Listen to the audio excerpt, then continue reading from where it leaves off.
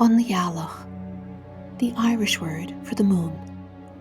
For centuries the moon was seen to influence our moods and emotions. It's so interesting to me that the Irish word for madness is associated with the Irish word for the moon, Ghealt, connected to the word Geal, meaning brightness. In olden days, an asylum was called Teach na Ngealt, or House of the Mad.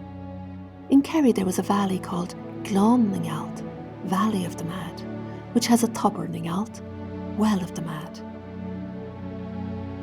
References to the healing properties of this well date back as far as 1584, when the King of Ulster was said to have visited this well, drank of its waters, and was miraculously cured of his madness.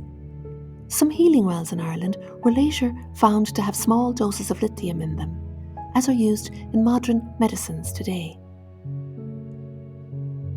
The moon has a face that we can see and a side unseen that is in the shadow. From a Jungian depth psychology perspective, this is a wonderful symbol for our own psyche. To know our own wholeness is to come to know the shadow parts of ourselves. Shadow is the pain we've forgotten, the parts of ourselves we suppressed in order to fit in. What is wonderful about our shadow is how, although daunting, when we do embrace and meet it, it holds such richness for our personal growth and development.